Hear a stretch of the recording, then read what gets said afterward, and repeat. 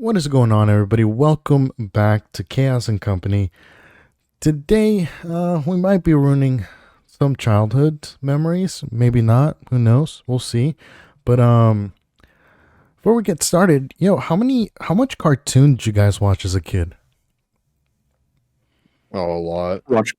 I watch cartoons probably up until I middle mean, school. I watch like every morning. I wake up. You know what I'm saying? Like I get like a SpongeBob episode in, then go to school. I Okay. still watch cartoons more than I do Right. But I mean, normal. like, I guess. as a kid, right? As a kid, Yeah, I feel like I it's like all I might have watched. watched the most amount of cartoons out of all you guys. But I'm not 100% sure. The only reason I'm saying that is probably because, Curtis has a short attention span. And Scott, I believe you weren't allowed to watch like certain things, right? Yeah, So for me, I used to love watching cartoons as a kid. Like love watching cartoons. I still do.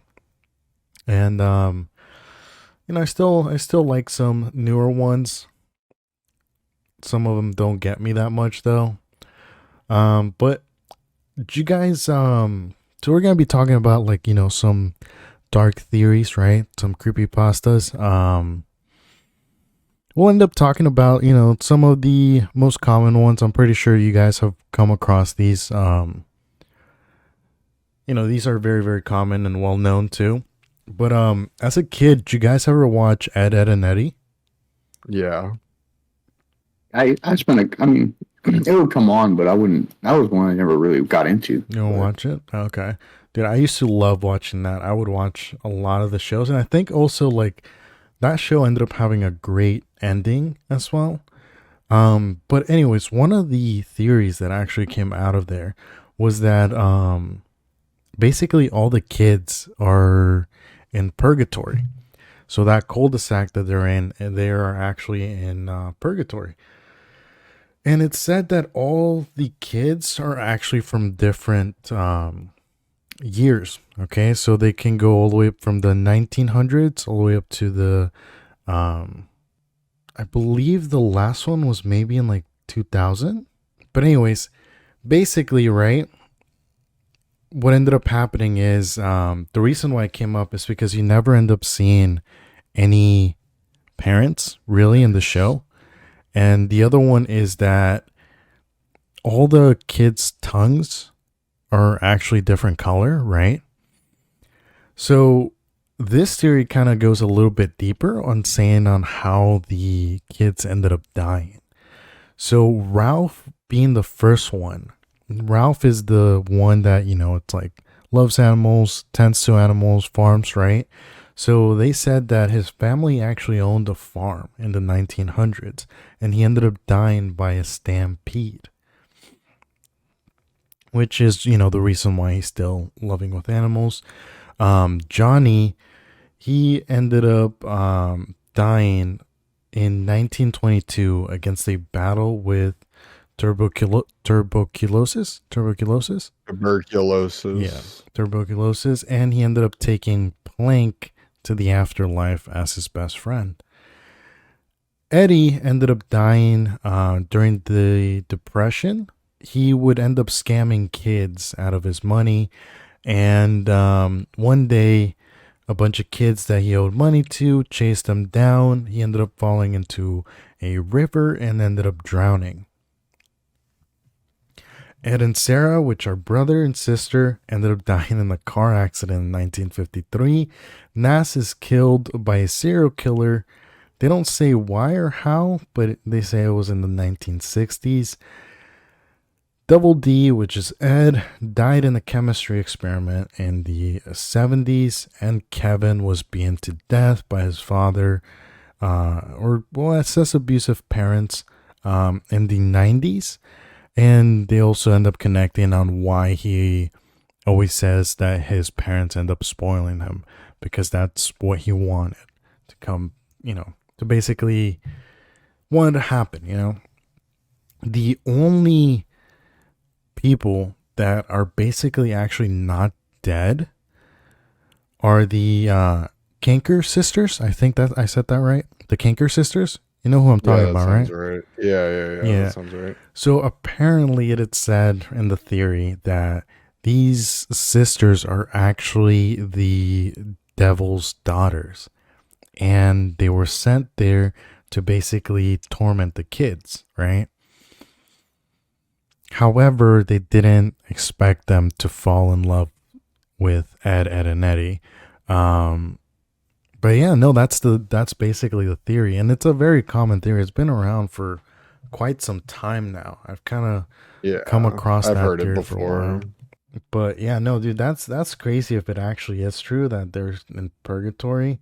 Um, I don't know if it still holds up because the end they were actually able to leave the cul-de-sac and go see Eddie's brother, which Eddie would always mention him and stuff like that. And the whole entire way the show ended was actually, I don't know, to me was pretty cool. I don't know if you guys ended up seeing the ending or not. I don't think I ever saw it. No, okay, but yeah, I don't know if that ends up holding off because apparently I believe, if I'm remembering correctly, his brother is supposed to be like in college or something like that. So, but they were able to leave the cul-de-sac, if I'm remembering that correctly. So I don't know if this theory still holds up or or whatnot. But yeah, no, that is a pretty crazy theory though.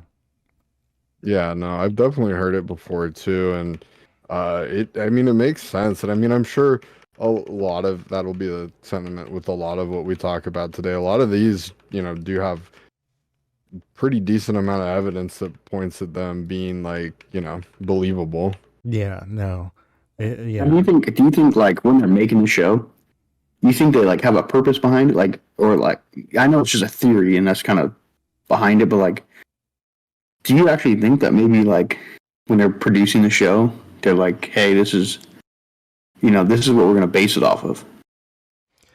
No, because I mean, like those type of stories never really had like a plot. They were just basically kind of like random. They didn't have a Yeah. story that they ended up following. Um, so I don't know. To me, it would just be like, hey, we're just making a show, to basically for entertainment. I don't think it was Right, like anything like that. And also back then, you wanted things to be like super colorful and like, I don't know, I guess like kind of like not weird looking, but at the same time weird looking, right? Just to basically Yeah. catch attention, So that could explain why the tongues are different colors, and things like that. But really, in every episode, it's just kids being kids. That's about it. But I mean, the personality wise, and like for some of them on how they ended up dying, definitely do connect quite a bit. But the whole entire time, I don't remember ever seeing an adult or anything. But again, my memory is pretty bad too. right, but that was like a pretty common thing on a lot of Shows. those, yeah, from around that time, right? Yeah, not seeing And like I think it added it gave the child like a free imagination, yeah.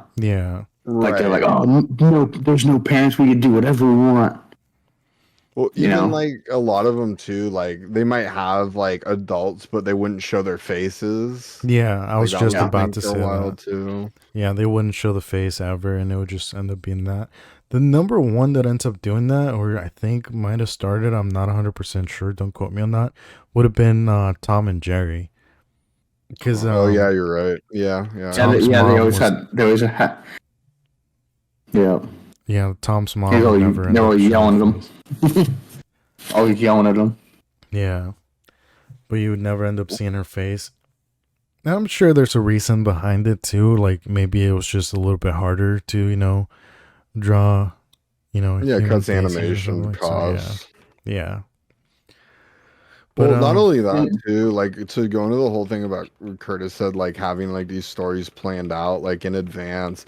With a lot of these TV shows, you got to think too, they're pitched and then if they don't perform super well, they get dropped. So it's like you can't invest a whole lot into like story planning initially on a lot of these shows Yeah. because you don't know if they're gonna, be end up kept doing on. good or not. Yeah. I just imagine the producer like he goes online. It's like, yeah, Ed and Ed and Eddie, purgatory, and the dude's like, what? He's like, no, dude, it's just a kid with a wood board. He's like, why are you looking so deep? Yeah. But I mean, that's a lot with a lot of these. Some of them have been like, debunked and stuff like that, but others are still there. Yeah.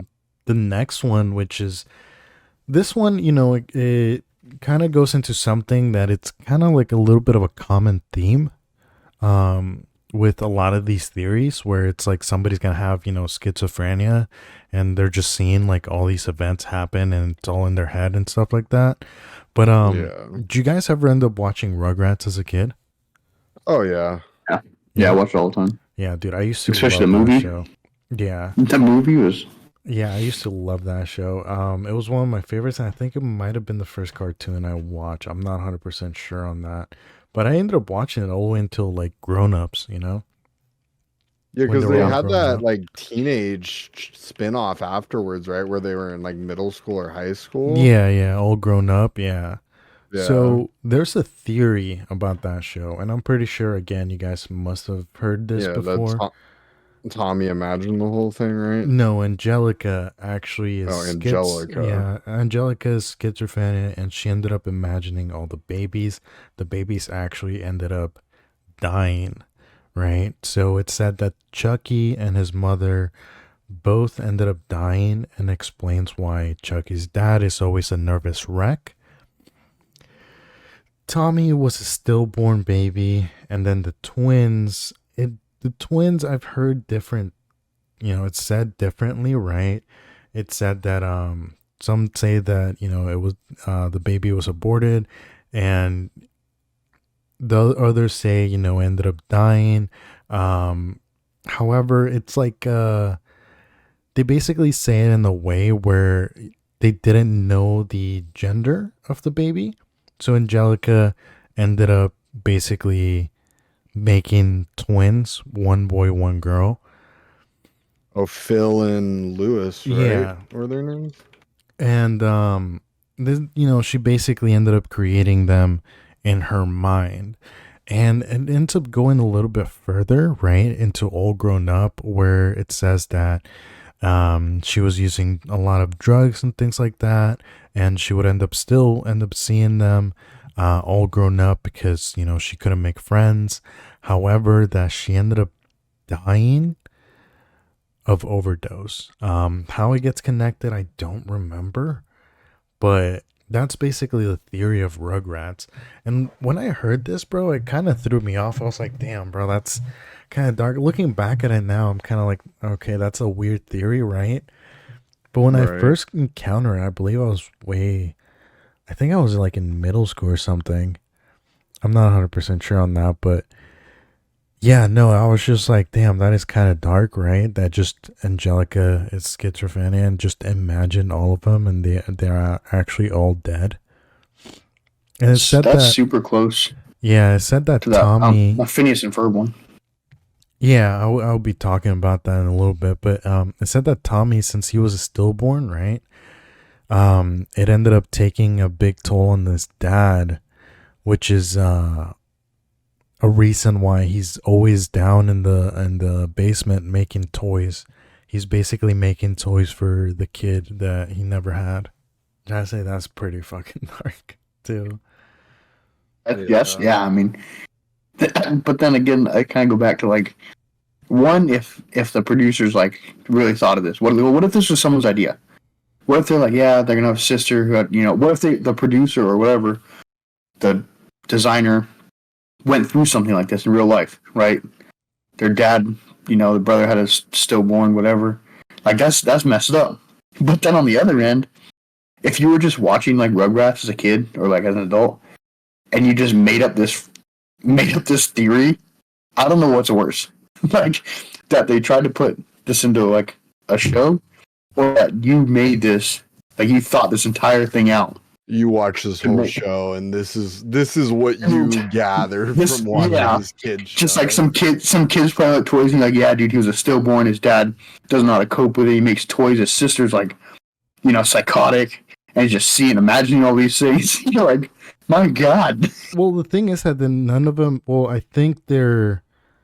Angelica and Tommy are cousins. They're cousins, And yeah. then everybody else is just like a friend of a friend, basically. Right, Because Like yeah. because a it wasn't, friend. yeah, wasn't it a daycare thing or something? Was it not a No, daycare? because they all hung out together at Tommy's house, from what I remember. Yeah, and I mean, it's also end up saying that, like, the reason why they end up like saying that, she's the one that imagining them and everything is because she's the only one that can understand the babies. Nobody else seems to be able to understand the babies Yeah. but her. But I mean, after that, Tommy does have a brother, and I don't know how it ends up tying to this whole entire thing. I do remember seeing something about it, but I don't remember exactly how he ended up dying. I wonder, right? If like on this theory, if we were to think about this as a theory, how does it? Where would the dinosaur play a part in this? Like I know in the show it's supposed to be like their imagination, right? That Well, it's the green dinosaur. Do you guys know what I'm it's talking about? the toy Reptar. that it's the toy that the dad Yeah, created. So he ended up creating that toy for the son that he was expecting, but it was a stillborn. that's what you're saying. Yeah. So like all the imagination, like adventures they ended up going into, it was basically all created by Angelica. That's so crazy.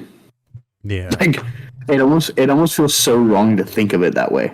Like you know what I'm saying? Yeah, no, like it definitely is, bro. And like you said, it's kind of weird for somebody to like look at a kid show like that. But I mean, you can say that with all these theories though. Like you Every can't single one really. is gonna be the like. What is wrong with you? But yeah, But no. then like when you look into them, you're like, okay, like that kind of makes sense.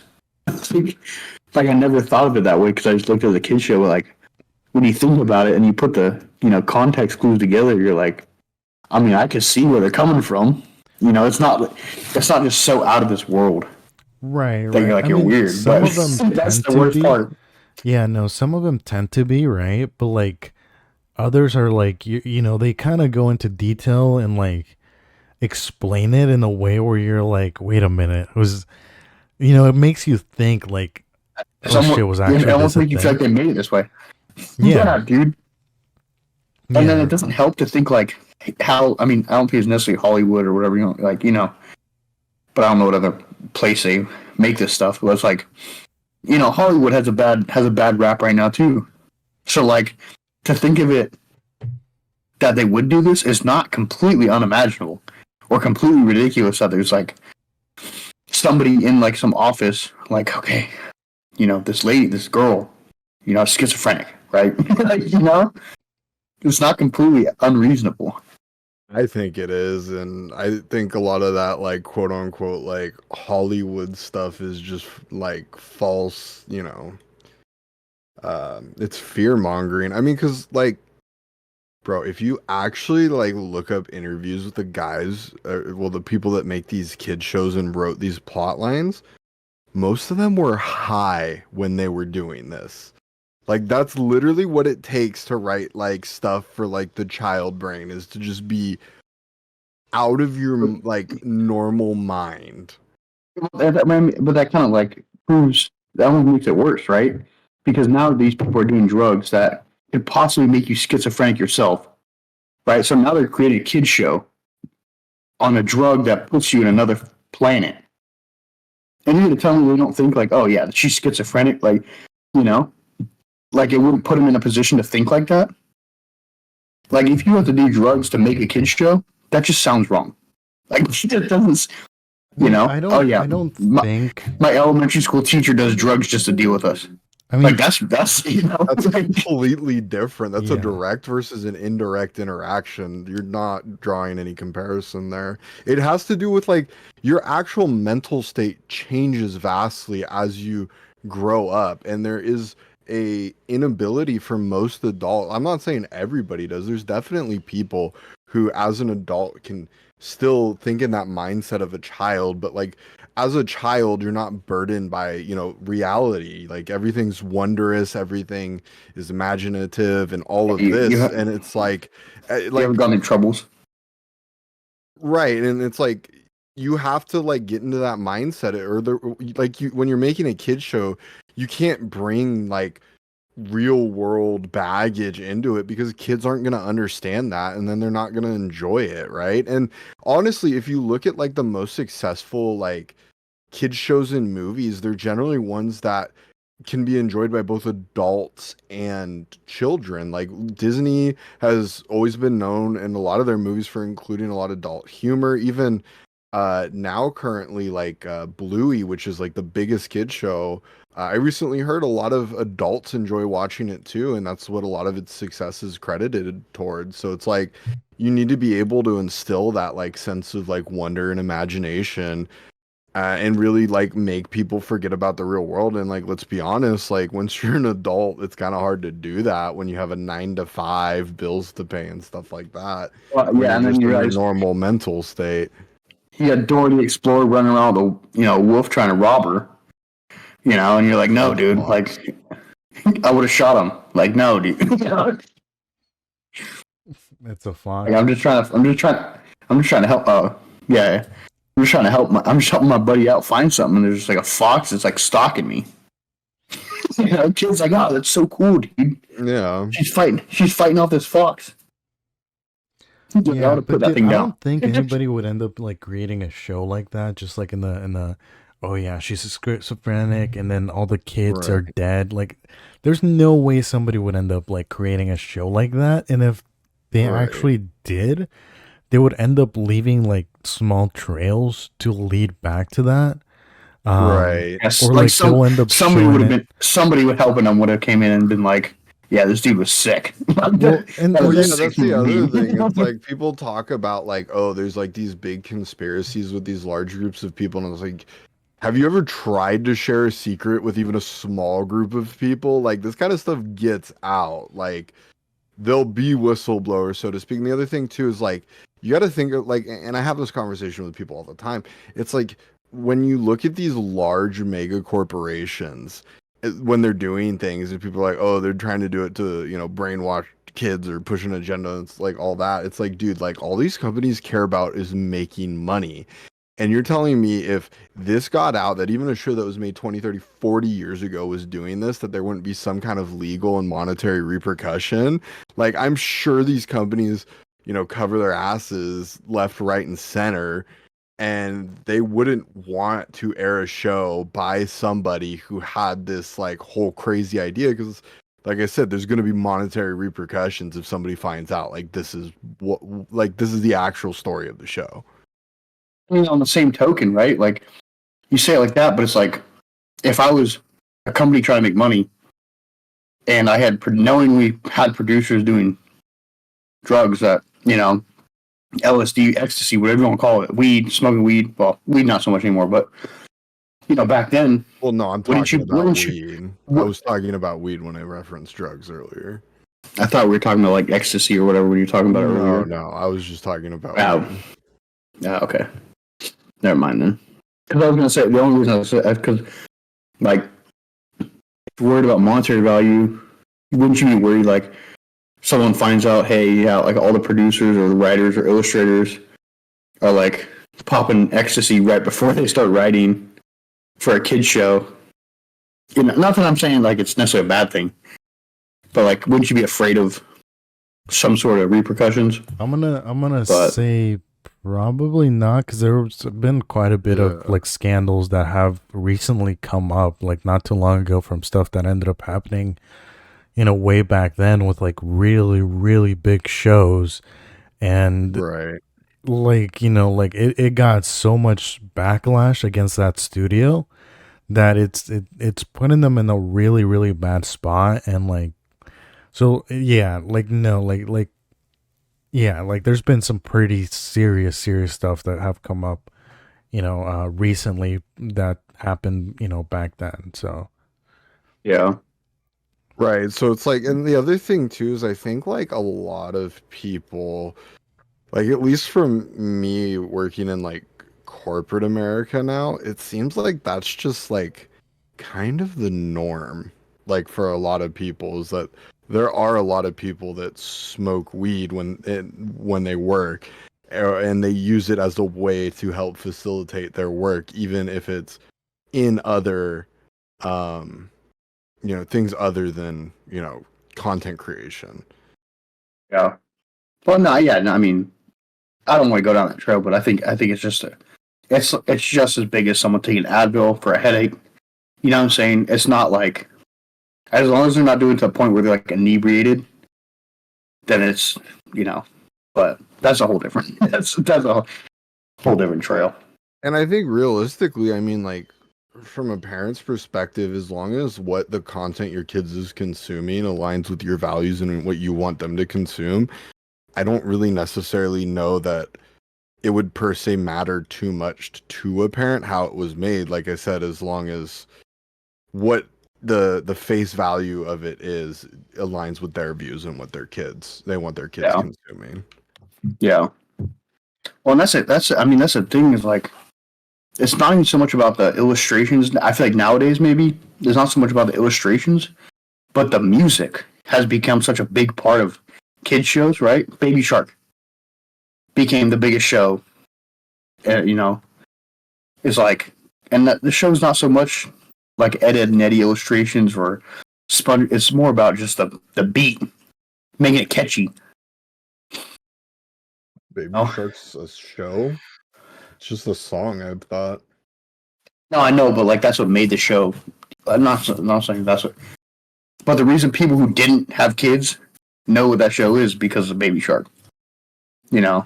Well, right, and that goes back to what I was saying about making content that is not only fun to enjoy by kids but also adults. Like that's a big part of what makes a long-lasting kids show is it's not just strictly for kids. Like like Coco Melon, like where it's just purely a sensory thing for kids. Exactly. Like that's not, it's not the same, Exactly. Speaking of long-lasting shows, so SpongeBob, right? SpongeBob's been ongoing from what, like 2000, right? 90? No, I think it was 99 is when it first aired. Was it? Oh, I thought it was like 2000. Okay. It's been forever. Yeah, they still pumping out episodes here and there. But do you guys know of that theory of like that Squidward ended up taking his own life? Maybe that's like not the one I was expecting. Like it that's became that's not exactly what I was. Like it became a really big. There's a reason why I started off with this, but it became like a really big meme, where like it would show Squidward and like he would have like like a frowny face, and then like his eyes would be in the darking, super dark, and like I guess blood would end up. I know which one you're talking about. Yeah, I know which one you're talking about.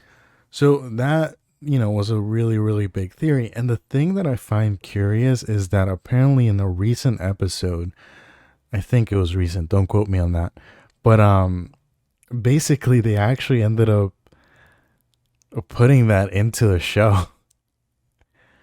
And it was basically like the meme. So if I remember correctly on how somebody told it, was that basically the episode was that they ended up being in this place where there's just a bunch of doors, right? And each door that they end up opening, it's like another like universe or another like parallel universe, whatever you want to call it. Huh? Like another dimension. Yeah, but like it's still them, it's still Squidward and SpongeBob, and but they're just shown differently. And on one of the doors he ends up opening, that meme appears, which is like a really weird thing to like kind of like put, Right. But I just found that interesting. But I mean, there's so many theories of like SpongeBob, right? Like so many theories that they've ended up coming up with. Like the other one, I think a pretty big one would end up being that the episode of like where Sandy and SpongeBob were doing karate, it was actually about sex. You guys have heard that one, right? Well, the whole thing about like the big one that I've always heard is like the whole thing is like a metaphor for sex, different like sexual things, like all the characters.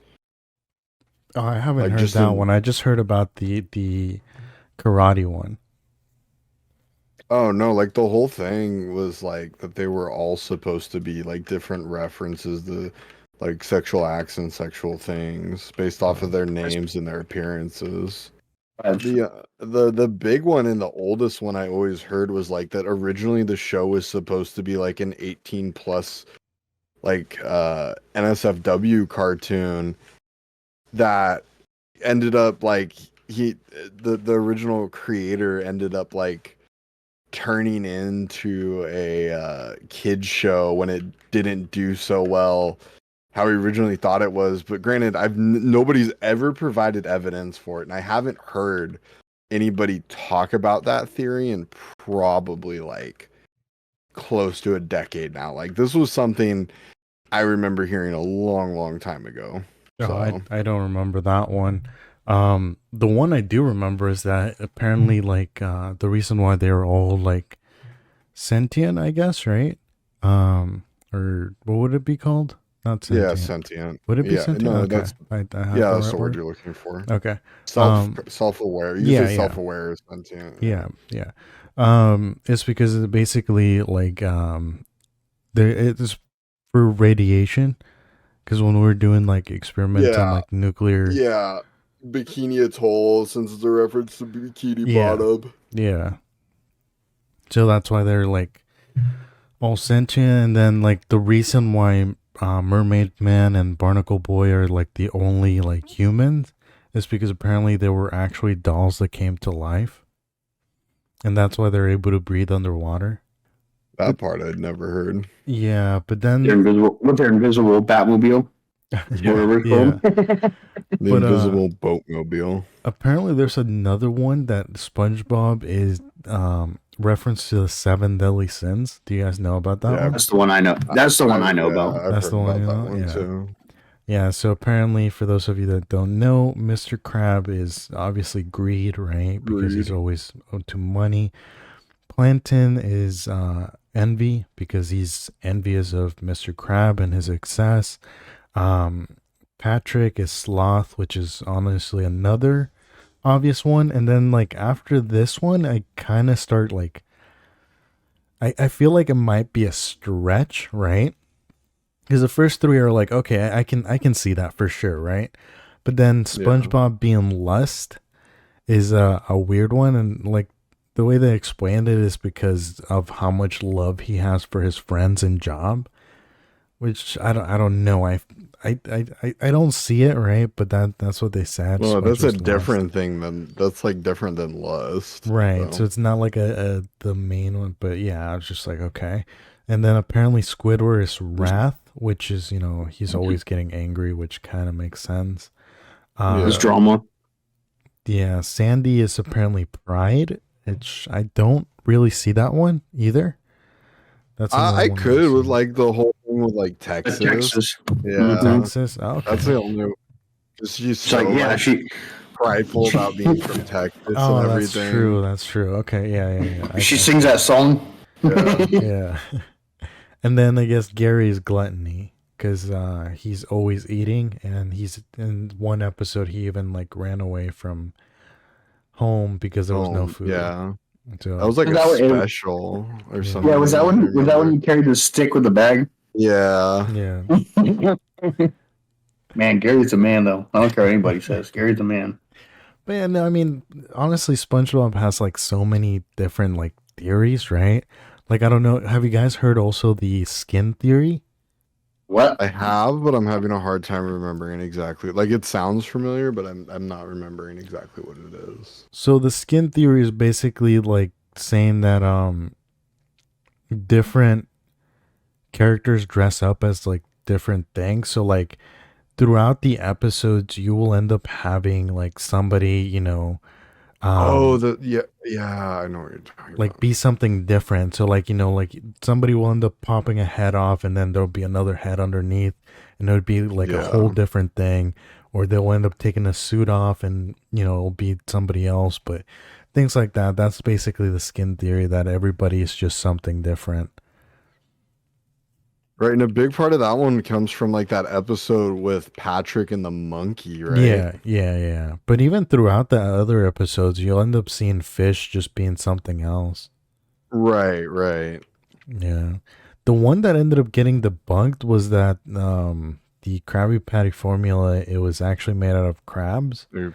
Y- But I thought it was just fish oh, in I general. heard crabs because you never get to see other crabs, right? Besides Mr. Yeah. Krabs, but then you ended up getting to see other crabs, like Mr. Krabs' mom, and then I believe one of his friends too. I'm not 100% sure on that one, but I do remember seeing somebody else. But Yeah, I definitely uh, remember his mom. Because remember that was the panty raid yeah, episode? which got a lot of like lashback, and I I think think it they pulled became that yeah, I think it became like a banned episode. I don't yeah. think they air it anymore. No, I don't think they do. But apparently so the reason why that one got debunked was because one of the writers came out and said that the Krabby Patty is actually like a vegetarian, like it's a veggie burger. And that's why Dude, that like all pissed me the off. that's why all the fish like it is because it's veggie, and then the reason why Plankton is so unsuccessful is because It's he's trying the to sell meat. meat. Yeah. Yeah, that makes sense. Yeah, so Did you see the one? Like, it's basically saying like SpongeBob and Patrick actually died. Like you know the movie SpongeBob movie. Yeah, yeah, At the end, they dry up, right? But in yeah, real life, when when a sponge, like an ocean sponge or starfish, like if they get hurt, wherever they can regenerate. Like if their leg gets cut off or whatever, they can regenerate, right? Um, I think, don't quote me but on this, but I think a sponge can do the same thing. right, so I'm saying a starfish and a sponge, they both do that. And basically, people are saying like after the movie, like after they so-called died, right? They regenerated. They became that's like the new. They acted different. Like SpongeBob was like happier, more active. I don't know how they stretch it that far, but I do remember the movie though. That SpongeBob movie was a business. I mean, But most importantly, I mean, SpongeBob and Patrick have definitely changed, but so has everybody else in the show. And I mean, I think that's just something that happened naturally because the show is like so long. You don't want to have like like the same characteristics over and over and over, right?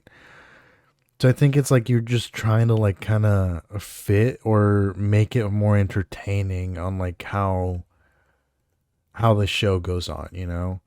But well, yeah, and you from got like to think. the sorry, from the very beginning, yeah, they have definitely changed.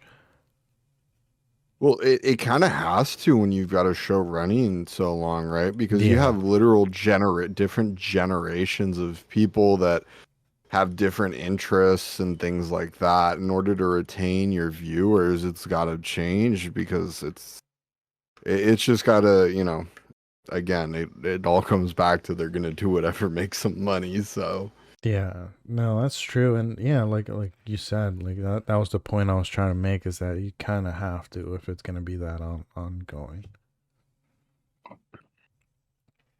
But I can see how why they would end up doing that theory though, for sure. Now a really old one is Pinky and the Brain. Did you guys ever watch that as a kid? yeah, I did. Yeah? no. No? Oh, okay. So Pinky and the Brain is basically two rats that are if I'm remembering this correctly, because again I've seen this show like a while back, but two mice, I'm sorry, not rats, mice. Yeah, I think they were lab Yeah, mice. lab mice. Basically one is always like, conducting like,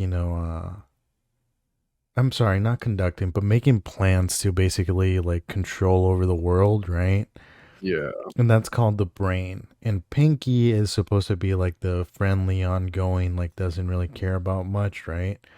But one of the biggest theories, and I still it kind of still holds up till today, is that Pinky was actually the genius and Brain was actually the insane one. Because even in the like song, the intro song, whatever, right? Whatever you want to call it, it does specifically say that one is a genius and then the other one's insane. But it never really says who's who. And the theory says that Pinky's actually the genius that's always like, making sure that the plans that Brain ends up making never really go according to plan.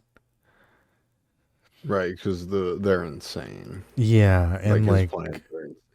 yeah, and basically the reason why he's insane is because he's basically doing the same thing over and over and over and over again, expecting different results.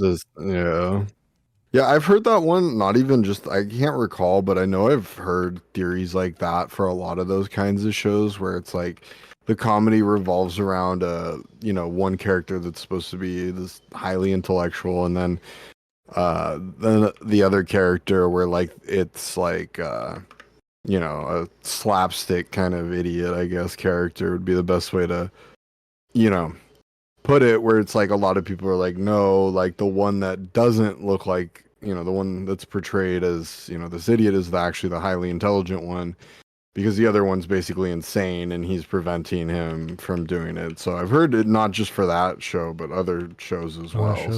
Okay. Do you remember like what shows or no? I don't. I know I've heard it for more than one though, but honestly, like a lot of times for this kind of stuff, I just put on YouTube videos while I'm gaming and listening to it in the background, so it's usually kind of hard for me to recall exact details. Okay, no worries, no worries. I was just curious about it.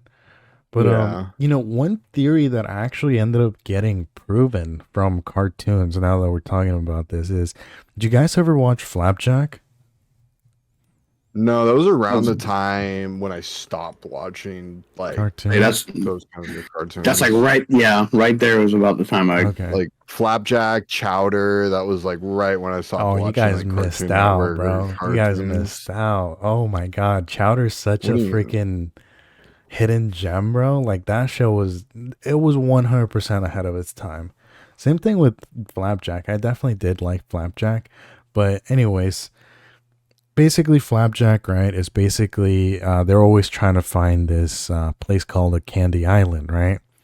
And then they ended up introducing Adventure Time, and people speculated that the both Flapjack and Adventure Time actually ended up taking place in the same universe, and that the Candy Island that they were trying to find was actually an Adventure Time, and it was the Candy Kingdom.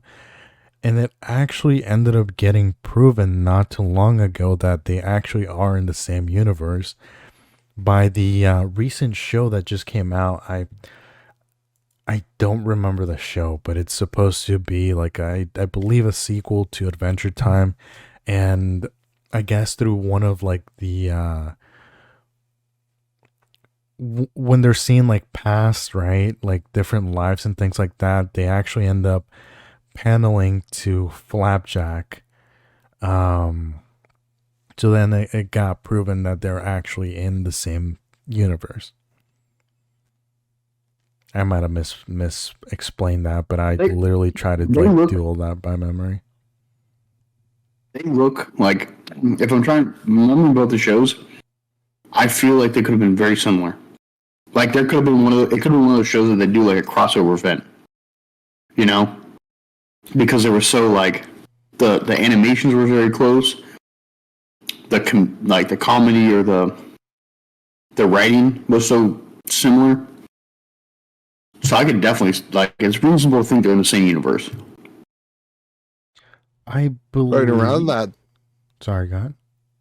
I was just gonna say around that time too. A lot of cartoons that were on the same networks did have those crossover things. Like I remember, like Jimmy Neutron and Fairly Odd Parents had a crossover, and I think some other ones on Nick that I'm not completely remembering right now did too. And I'm sure there was some on Cartoon Network with like Codename Kids Next Door, Billy and Mandy, Courage, probably. Like, I'm pretty sure. Maybe. Yeah. No. Which one did you say? I'm sorry. Which one did you say? The only one I said for sure was Jimmy Neutron and Fairly Odd Parents. That was the only one I remembered off the top of my head. That's the one I was thinking too. So, I believe the reason why is because the same people that ended up working on that show also ended up working on Adventure Time. So I think that's why they're very similar on like drawing styles and animation styles. They also ended up doing another one of my favorite shows, which is Regular Show. Really, really like that show. But yeah, no, it's. I thought it was something pretty cool that I was like, oh wow, a theory actually ended up getting proven right, for once. But yeah, no, Jimmy Neutron and Fairy Odd Parents. Speaking of Fairy Odd Parents, you end up hearing that theory that again that Jimmy is I'm sorry, not Jimmy. Timmy. Why did I think of Jimmy? That Timmy is actually schizophrenic and he ends up imagining the his godparents. Yeah, I've heard that one before. And then there's another one that apparently they're actually his antidepressant. Yeah, I've heard that one too. Yeah. I've heard quite a few about that just revolve around him having some kind of illness. Yeah. Mental, or I think even I've heard another one about him being dead or something. And they're like angels trying to help him pass on because he's stuck in purgatory or something. I feel like I've heard that one, something like that too. The one I've heard about being dead, it was actually that his real godparents died and he ended up imagining them because they were the only ones that believed them and like actually try to protect them and stuff like that. So once he ended up passing away, he ended up imagining as them, as Wanda and Cosmo. One theory I found really, really interesting, and it's kind of, it really makes you fucking think, bro. And that is the Powerpuff Girls. Did you guys ever watch that as a kid? Yeah.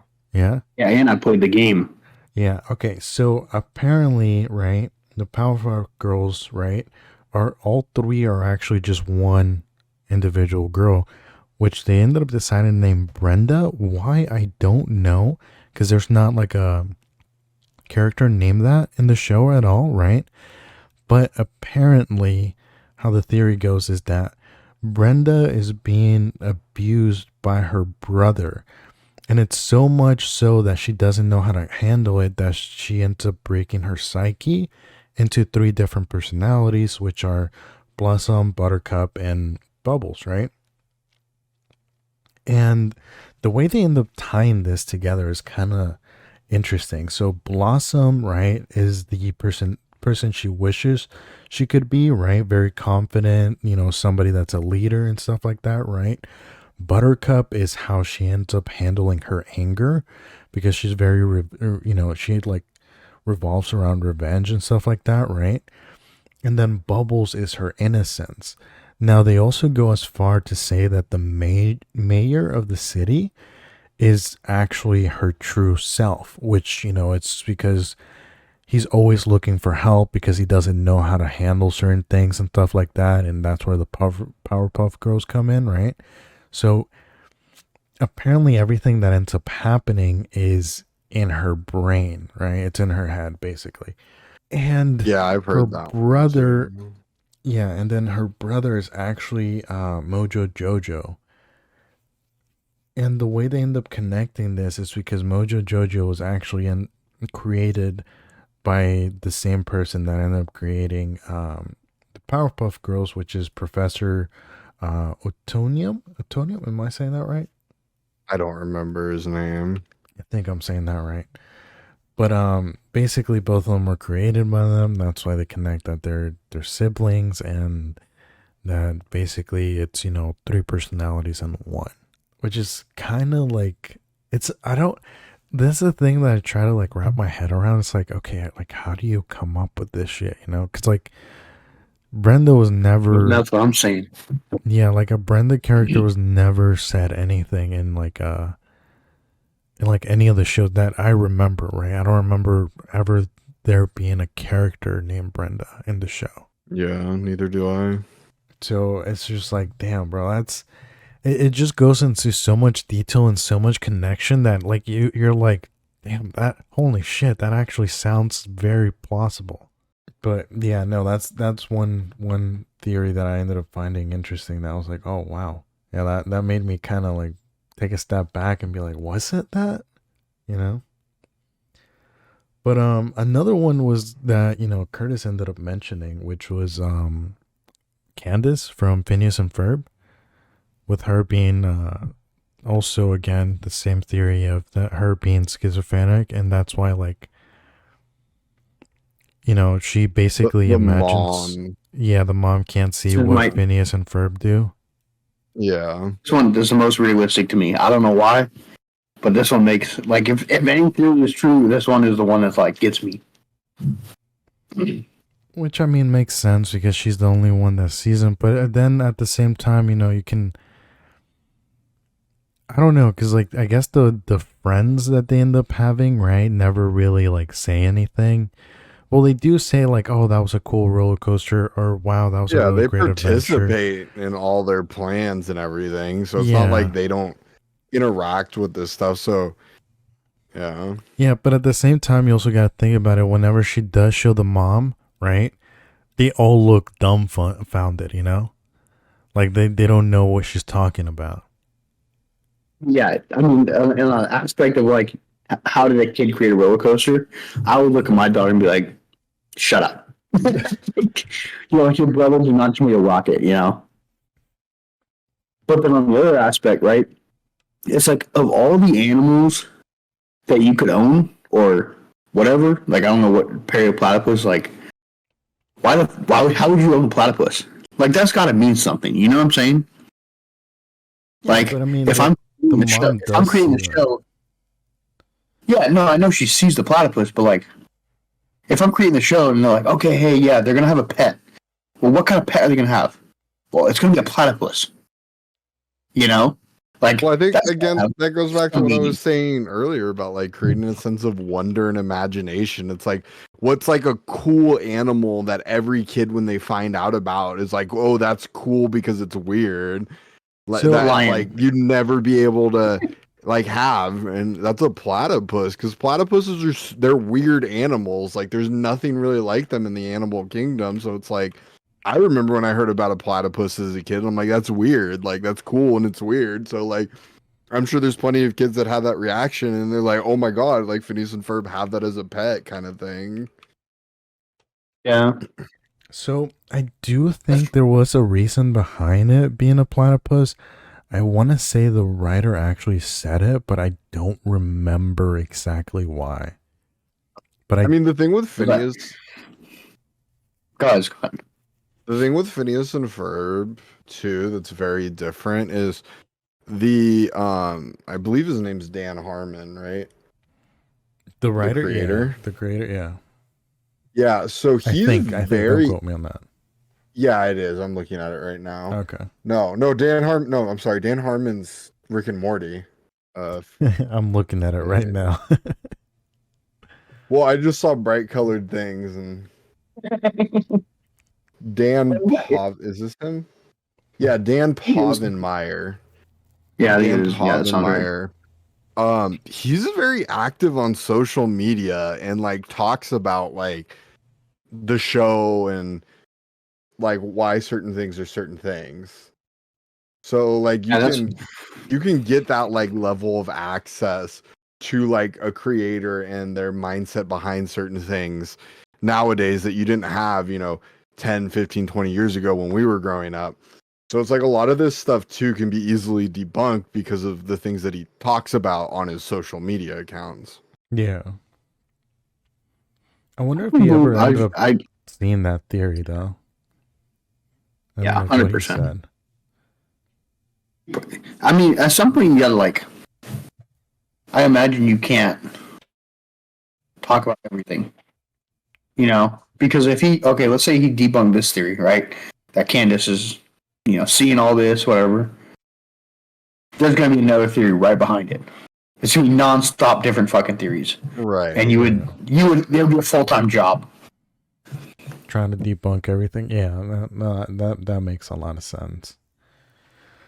But let's throw it back a little bit. Do you guys ever see Courage the Cowardly Dog? I never really watched it. No. Dude, I tried not to watch it because when I was young enough, terrified me, dude. Yeah, I was Really? terrified of it when it came Yeah, dude. out. Yeah. Because I watched it when I don't know. This is like third grade. I don't know. Let's I'm just see. guessing here. I remember watching it like the day that it aired, and I was like, nope, we're not doing this. It One, aired 99. yeah. So I It was three started and in, nine. Yeah. so yeah, we would have been So yeah, young. probably second, third grade. I remember watching it, right? And I'm Yeah. like, and all the darkness, like on the farm, the isolation, Yeah. the the imagination the dog had, like Yeah. what the dog went through. I'm like, no, bro, I'm good. I don't want none of Yeah. that, bro. Like the monsters, dude. Yeah. Like bring back SpongeBob. That shit's living, dude. Like the colors are vibrant. You know, everyone's laughing. The only person not laughing is Squidward, but fuck them. You know. So I don't remember watching it that young. I watched it, I think, a little bit older. So I did end up actually enjoying it. But dude, Courage the Cowardly Dog ended up having so many like different theories that came out of it. Yeah. And I ended up picking a couple that I thought was like pretty interesting, right?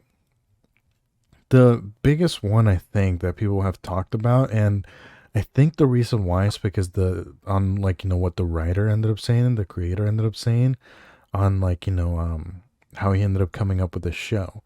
But basically it's that all the monsters that Courage ends up seeing are all in his head. So he basically is terrified of new things and he sees them as monsters, basically. And I think this theory ended up coming out because the way the writer ended up explaining it was that he did live like in a farm, right? And he owned a dog, and this dog was just scared of literally everything, like just everything. So that's where he ended up getting the inspiration of the show. And I think that's where people ended up getting that theory. Is it proven? I don't know, but I want to say based on what he said, it sounds like it was proven that basically everything is just in his head, and like, he amplifies like, on how scary these things really are, right? Because if you notice, Eugene and Mural never really Yeah, end they up don't react to reacting anything. to it. Yeah. Yeah. Yeah. Yeah, no, I've heard There's a that one before. And that one I remember when I first heard it made a lot of sense to me. The way I heard it though was just like it was they didn't live on a farm, they just lived like in a neighborhood, but since everything was so unknown to Courage outside the house, he viewed it as being like this vast emptiness. And that he was just a cowardly dog that feared everything and made everything much more dangerous in his mind than it actually was. Oh, okay. But no, I think it is supposed to if be a there's a farm. show, So I think it is supposed to be a if there's a show that exemplifies setting up people to have theories, it's Courage the Cowardly Dog. Yeah. That show is like that show has every dark and twisted story already in the show. Yeah. You know, you got an animal. Yes, you have an animal that is not human, right? So it can see whatever it wants to see in a place that's just like already scary. They make the show dark itself, right? Every episode is like it's in the nighttime. It's like so it's like they just set that show up to prove the theory.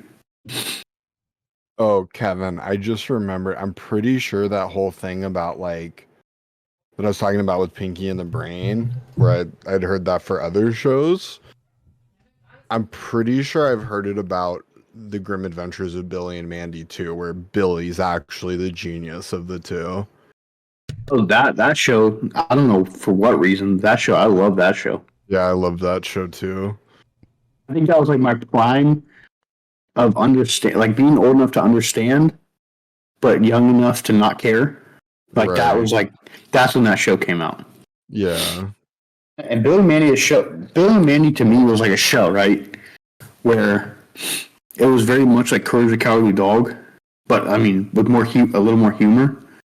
But it still had that dark, like you could still be, there was still some sort of fear with it, right? Right. But there was still an aspect where it's like, yeah, there's like aspect, like the Grim Reaper, dude. That dude's the man of death. Like, right. So as a kid, you could still be scared. But there's still no show like Courage the Cowardly Dog that scared me as a child. I don't know why. I mean, I do know why, but as an adult, you're like, dude, it's still a cartoon. But like it was just terrifying. Yeah, but we would have been way younger because I don't think Billy and Mandy came out until we were in like middle school. Let's see. It came out. Oh no, it came out, dude. 2001. It came out in 2001, dude. Already what, 5 years old? Yeah, we were and five. as a kid, the difference between 3 years old and 5 years old is major. It's not like turning 18 versus 20. Right. But no, dude, that show I honestly ended up loving too. Billy and Mandy was one of my favorite shows. Yeah, that was sure. It was very interesting too, but yeah, I can see on why they would say that Billy is the genius and Mandy is the insane one. I can definitely see that. But at the same time, I don't know, like, cause Billy was fucking out there, bro. Like, he was something Bill, that else. was the other thing. That one I didn't believe as much when I heard it, but because Billy is like literally like insane. He seems like literally insane. Yeah, like he does some things that are just like and then Mandy just seems way level-headed, but I can see it, but at the same time I'm like remembering, Billy freaking shoving pencils up his nose, trying to see how many he can fit up there. That's exactly what I thought of. That's exactly what I thought of. So I'm like, I don't know. I don't want to call that a genius there.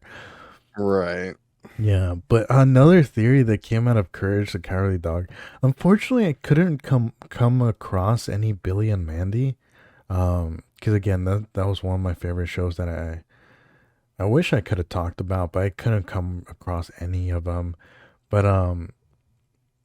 so another theory for Courage and the Cowardly Dog is that apparently Courage is actually supposed to be like a real boy, but he's just such an abusive like state from his dad, which is Eugene, that he ends up seeing himself as a dog because Eugene ends up I'm sorry, I keep calling him Eugene. Eustace? No, am I saying that right? Wasn't it like Eustace? Eustace, I think is how they said Eustace. It. Yeah, I don't know why I keep calling him Eugene. Eustace, right? Yeah. He looks like one. Wow. Eustace, basically he keeps calling him like, a stupid dog, so then he ends up just seeing himself as a stupid dog. That's another theory I ended up seeing. Which is kind of like interesting to like think about, and also another thing that you can't like really like you can't really like, unless you talk to the writer, right, you can't really disprove, but the writer has never mentioned anything about that. So the one I can see being true is that it's all in Courage's head, because basically he did say he ended up getting inspiration from the scary the dog that was scared of everything that he ended up owning while he was living the farm. I'll say, like, I think that's the one I agree with most. Yeah. Because like, I don't know if you ever seen, like, oh, I know you have, but a dog that's scared, right? Mm-hmm. Let's say you go and pick up a dog from the pound that came from an abusive household. They're scared. Yeah, they're scared of what? You're like, you bring it home, and you're like, oh, I stood up too quick, and the dog's yelping. Yeah. Right, because the owner, their ex-owner, used to stand up and beat them, or whatever, whatever. But like that makes complete sense in terms of like in the dog's eyes. Yeah. That maybe he was chained up outside, no, and I think seen. It was a rescue. people walk. I think he was a rescue, but they rescued him when he was a puppy. But I Yeah. mean, you also don't have to like. I mean, some dogs are just like they're just they're scared of everything, and it doesn't Yep. necessarily need to be like from an abusive home or anything like that. But they are just like worry of everything. Like they're not If you easy want to to say, trust, if you want to say the word Chihuahua, yeah, I would say if you want to use the word Chihuahua, go ahead. Dude, chihuahuas are something else, bro. If there's one dog I'm scared of, it's that dog. 100%, dude. It's I in a weird way, I agree with you. dude, Right? It's like an aspect of like they're so aggressive, like because they have like this, they have the small man complex. yeah, Yeah, I'm so small that any other dog can eat me. Right? yeah. So I have to act like I'm bigger. You know.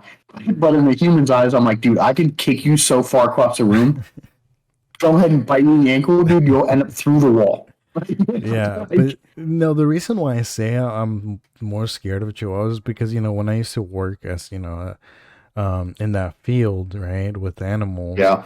I the only time I came extremely close of getting bit was always with a chihuahua. But I don't know how. I think I just had really great reflexes back then that I like just dodged it, right? But the only time I ever came really, really close, and it happened multiple times, but they were all Chihuahuas. They were or a Chihuahua mix. It was like never like anything you would think, would be like something serious. Yeah. But yeah, no, they're Yeah. something else, dude.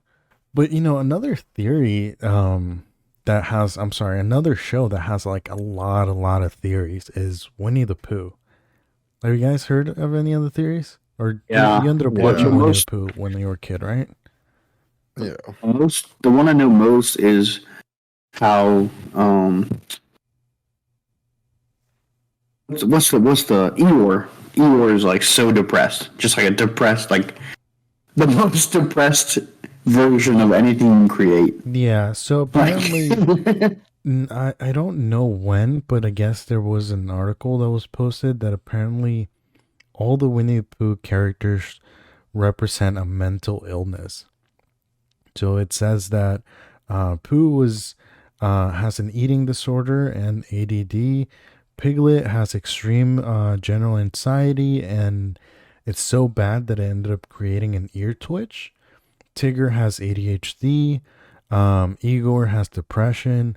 The owl has dyslexia, and then Rabbit has OCD with a narcissistic personality.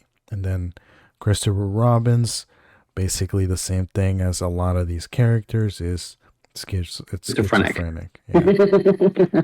So See, there's another one that's so okay. Let me ask this off the bat. Do you think this is a show that could have been produced with this? I want to say theory because it's not proven. Theory in mind, yes or no? Well, so just straight off the bat, it was a book series originally. Or this series? Okay, so do you think this book series was created in this way, with all these characters in mind, saying Eeyore's depressed, yes or no? Well, I don't think so because the other thing too is a lot of these characters were introduced over time. They weren't just immediately introduced. You know But what I doesn't mean? but I feel like that could still be a yes, right? Because so compare this to like like SpongeBob, right? Where it's just a kid show, it's just a kid show that's funny with some weird characters with some weird attitudes. Eeyore, for example, is so explicative of the depression, right? Like that's just he proves depression as a whole. If depression was a character, and a Tigger just ADHD just all over the place all the time.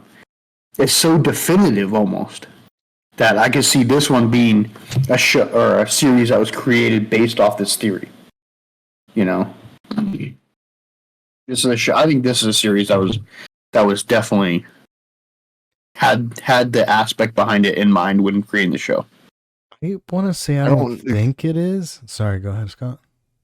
I was just gonna say, like, the thing is though, is that God, when was the original series was written in like the early 1900s, I believe.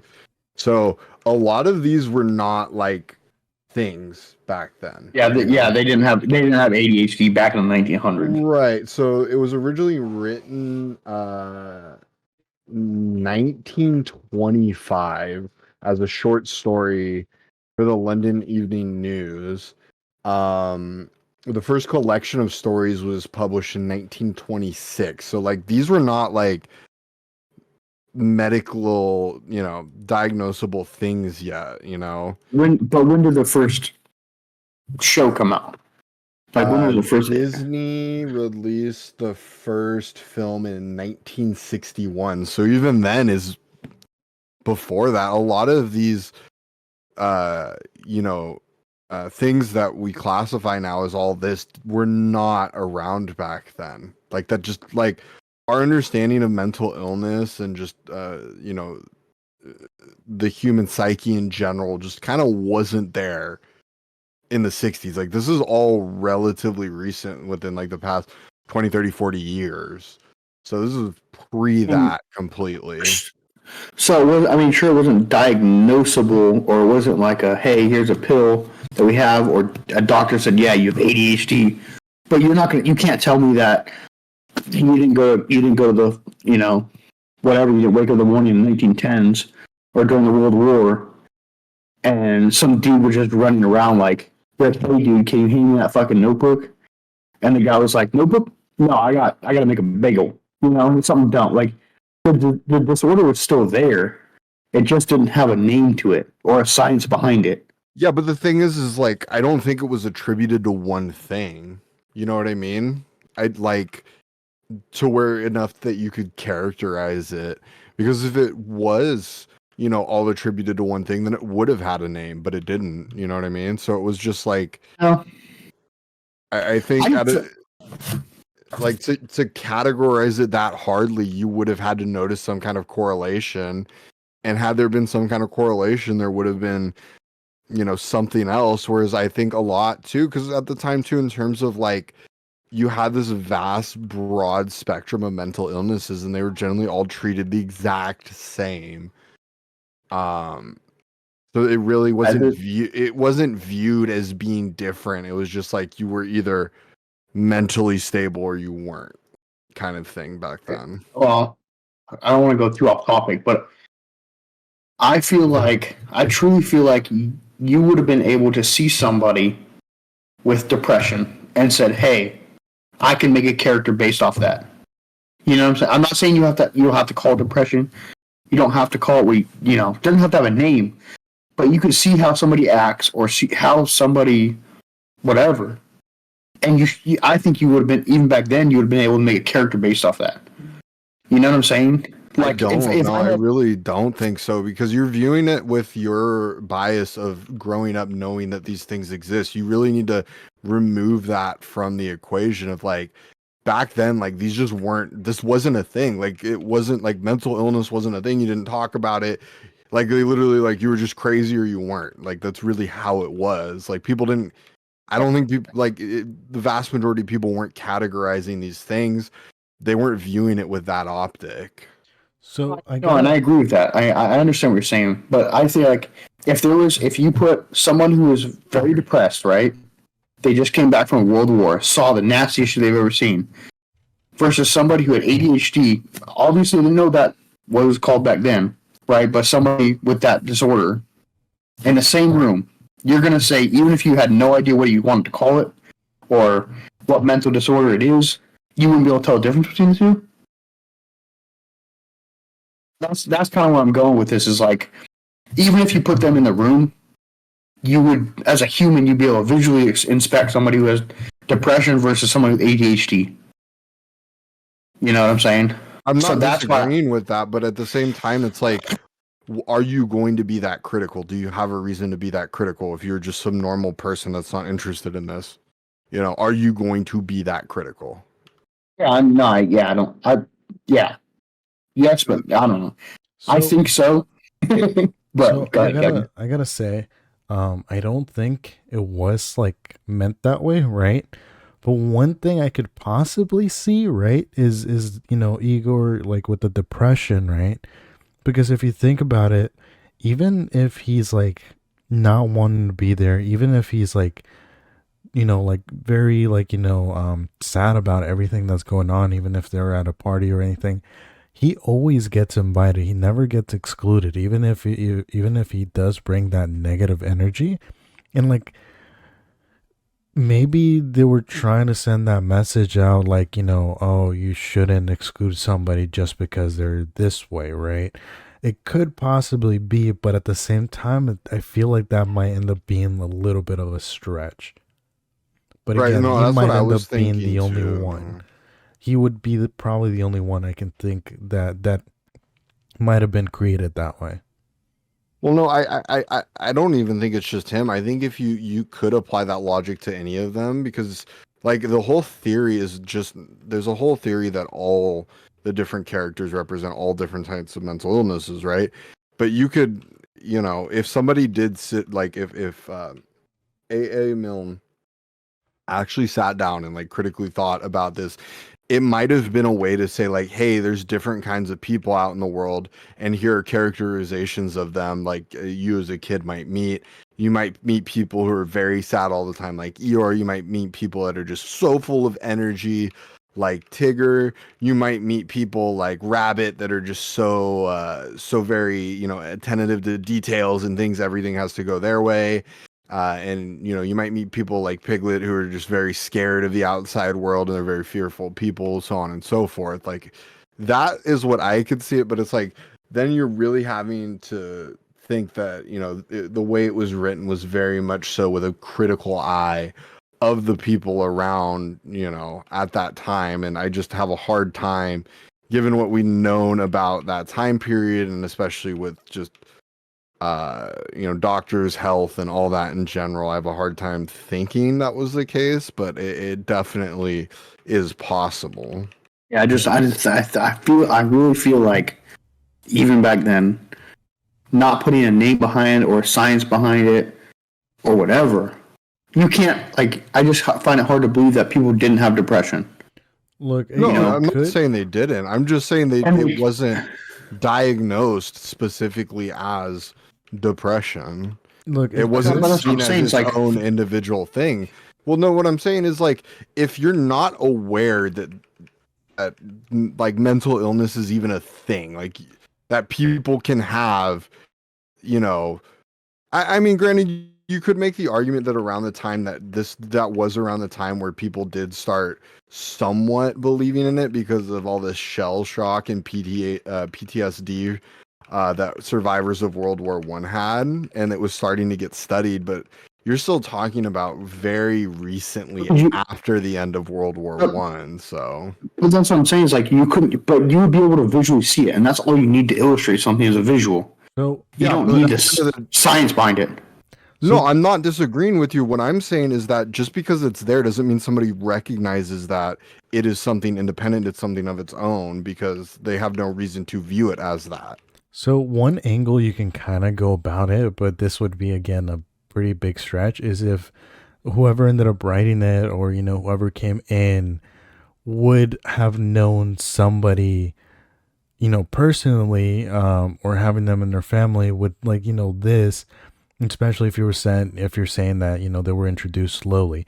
I again don't remember 100%, right? I ended up watching it very very young, but if they were introduced slowly, maybe the people that came in, maybe like they were, oh yeah, I know somebody with this type of disorder or this type of personality, and they tend to be like excluded a lot of the times, and maybe that's how they ended up getting added into it. But again, it's a pretty big stretch to say that.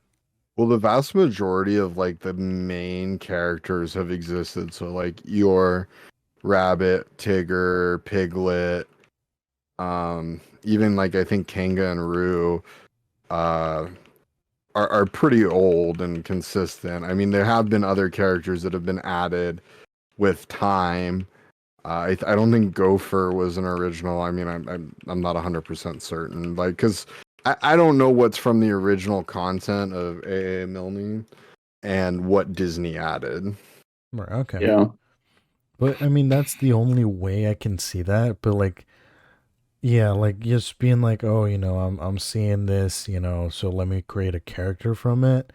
No, but if it were somebody they actually personally know with that type of characteristics, and then they create a character based off it, seems more plausible than just, oh, I'm seeing, somebody with this disorder. Let me make a character out of it.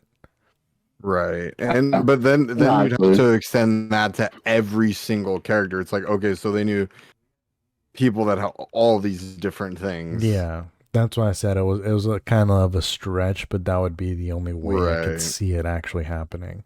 But speaking of old cartoons, there was actually another one that came out from Garfield. You guys know who Garfield is, right? I'd be surprised if you Yeah. said no. So Garfield comics have been around for how many years now? A long time. I don't know the Wait, exact number. Don't they start out as like a Yeah, like news a comic, or is comic. that Yeah. after the? No, no, no, no. They started off as a Yeah. comic. Um, Like in newspapers. Yeah. So there's a thing. 19 it's not super, it's 78. 1978. Yeah. Oh, it's still pretty old though. Right. But there was actually a theory that came out of it, which was actually the reason why it came out was because the writers ended up doing a Halloween special where Garfield ended up waking up and he was trying to look for John and Odie and there was nobody around.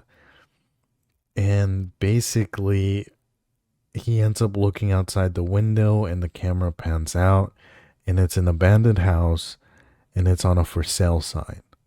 Now this ended up sparking up so many theories. The main one being that Garfield is actually a stray cat that is starving and hallucinating, basically about being in a loving home with a bunch of food, especially since Garfield revolves around food, which is favorite, That. which is favorite,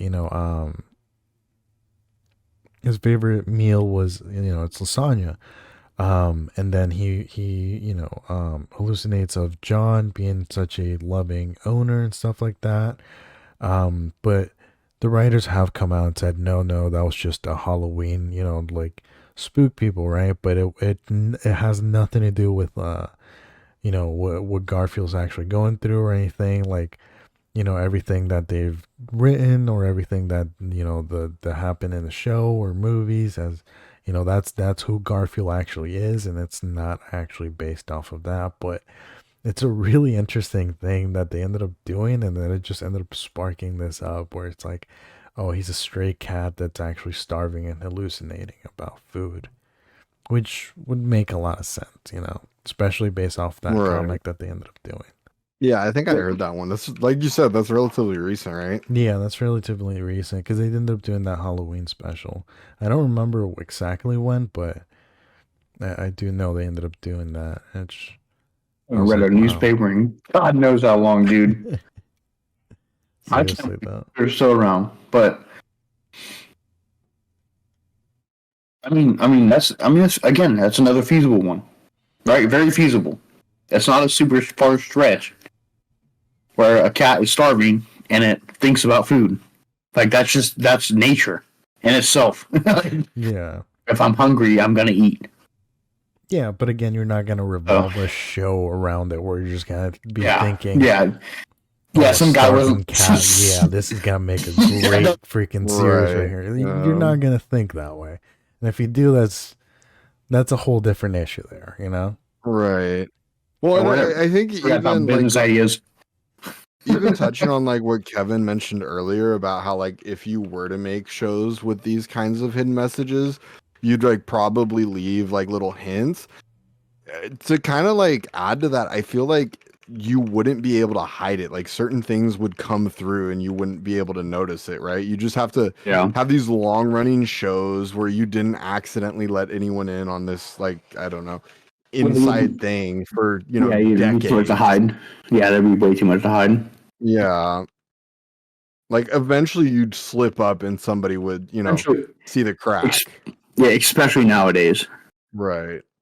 You know, like if you were to create a show today and like based off some crazy theory, there's no way that the internet's gonna figure it out. Way too powerful. You can't hide anything from the internet, so yeah, dude. But yeah, no, that was the Garfield one. I thought that one was pretty interesting too. I mean, they did kind of end up, feeding that into, that theory, with that comic that they ended up doing. But, um, yeah, but I think it's funny. They're like, no, no, no, everything in Garfield has happened. He's not starving. He's not a starving cat. Yeah. You know? Yeah, no, he's a happy family. He loves them. Yeah. For the last 40 years, the cat's not dead yet. He lives forever. But one thing, another theory which kind of comes from anime. You guys have, watched Pokemon, have you? Or know a of it? long time ago. Yeah. Yeah. Okay, so apparently, right, what this theory came about was that Ash is actually in a coma. And apparently from the first episode, right? If I'm remembering this correctly, the first episode basically, Ash goes on an adventure with Pikachu, right? And they basically get attacked by a bunch of sparrows, and Pikachu, in order to save Ash, ends up doing a Thunderbolt, right? I'm sorry, actually, I think it was Thunder that he ended up doing. And Ash ended up getting caught in the middle of it, which ended up resulting in him going into a coma. And basically, all the adventures that he's gone to, all the regions he's gone to, and the reason why he's still staying, 10 years old is because he's basically dreaming all of these while he's in a coma. Yeah, I've heard that one before. It's also a lot of people say Pikachu can win no matter what, no matter typing or anything. Yeah, or anything, yeah. I think that's such a scapegoat theory, dude. After we talked about all these theories tonight, it's like, oh yeah, dude, they have schizophrenia. They're dreaming. Yeah, they have that's Alzheimer's. A very common thing.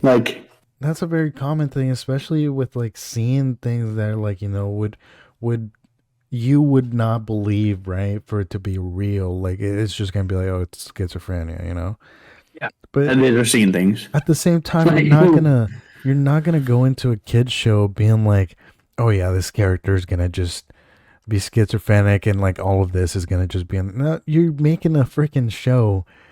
Everyone to be super show. imaginative, right? And just like be so out there for kids to actually be entertained, You're not going into it thinking it that way. No, you're just trying to make a show that, like, as a writer, you've pitched this idea to this company. You want your show to take off so that you can make money and get your ideas out there. You're not gonna risk it by all this crazy stuff. The main character has a major mental illness. Hear me out. Like this is gonna be my pitch, right? This is gonna be a magnum opus. Like, yeah, I'm gonna go to the producer or whoever that owns a fucking network. Look, here we go. They have schizophrenia, okay? Right? Main character schizophrenia. He just sees things. That's all he does. We have imaginable. We can just create what we want. The dude got schizophrenia. Who cares? Yeah, it doesn't wouldn't make work. Any sense. Yeah, it wouldn't fly. Yeah, but either way, I think these theories are still pretty interesting. It's a weird way to kind of look at a show because, like, never in my, many, many hours watching these shows have I thought about that, Yeah, like that's what. Like another big one would have been, you guys did watch, oh God, what was it called? Foster, yeah, there we go, that one. You guys watched that one, right? Yeah. Yeah, there's a theory apparently that oh God, dude, I'm blanking out so bad. Riley. Schizophrenia. No, the girl that takes care of everybody. Riley? Okay. Yeah, that she's apparently actually like an imagination of the grandmother because she ended up dying a while back. But I heard that Blue too. It was like her grandson or something that had passed. but Blue's Supposed to be. is the imaginary friend of oh god, what's the kid's name? I'm blanking out so much on the names now. No, I think I thought you were talking about the kid. I'm pretty sure that the girl, the kid, the girl, her name's Riley. Yeah, but Blue's the main, not monster, but main imaginary friend. Yeah. Yeah. Yeah, of Riley, the little girl, right? Not little. I think she was older. Non-adult. Because she was like, I mean, No, no, I'm Mac. sorry. I'm sorry. You mean Mac? We're getting characters mixed up. Frankie. I'm thinking of Frankie. Frankie's the girl, Mac's Yeah. the Max boy. is the boy. So Frankie is she's an imaginary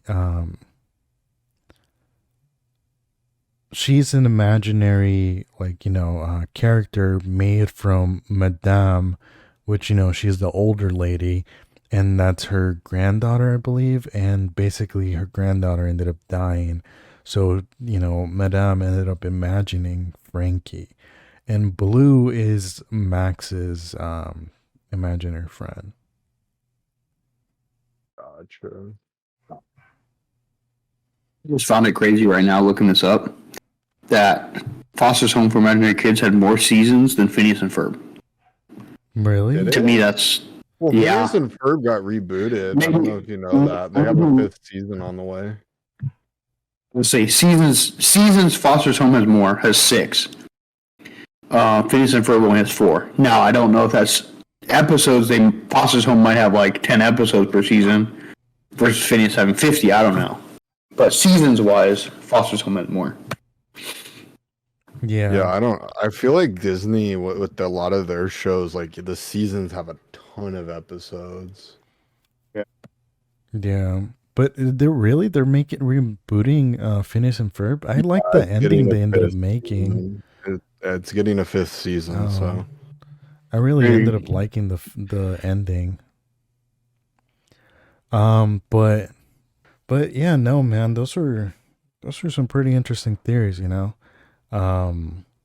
Hopefully we didn't end up ruining anybody's childhood. I'm pretty sure like a lot of these theories have been around for a while now. So yeah.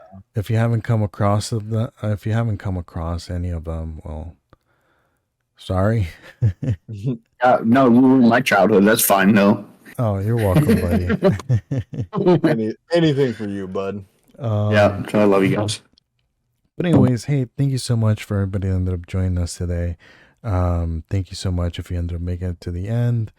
We'll definitely be back with another one of these. I hope you guys ended up enjoying this one.